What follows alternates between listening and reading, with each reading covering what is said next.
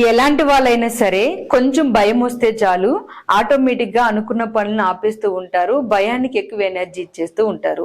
పిల్లలైనా పెద్దవాళ్ళైనా ఎవరైనా కానీ భయాన్ని ఓవర్కమ్ చేయడానికి సింపుల్ టిప్స్ ఇక్కడ నేను షేర్ చేస్తున్నాను, ఫాలో అయిపోండి. ఇందులో ఫస్ట్ ది, ప్రతిదానికి భయం వేస్తుంది అని అనుకునే వాళ్ళు ఫిజికల్ యాక్టివిటీస్ ఎక్కువ ఇంపార్టెన్స్ ఇవ్వడం మొదలు పెడితే భయాన్ని ఈజీగా ఓవర్కమ్ చేయొచ్చు.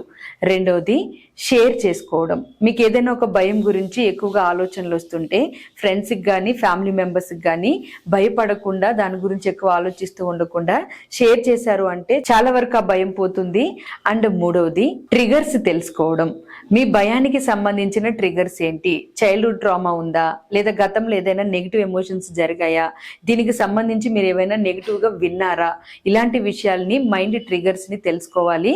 తెలుసుకుని వాటిని కూల్గా మన లా ఆఫ్ అట్రాక్షన్ థెరపీస్ తోటి హీల్ చేసుకుంటే ఆటోమేటిక్గా మీకు ఆ భయం అనేది పోతుంది. నాలుగవది, ఇది చాలా ఇంపార్టెంట్, పాజిటివ్ ఎఫర్మేషన్స్ చేయడం.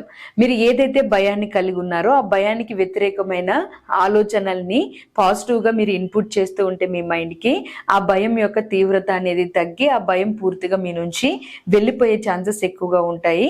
కాబట్టి భయానికి వ్యతిరేకంగా పాజిటివ్ ఎఫర్మేషన్స్ పక్కాగా చేయండి.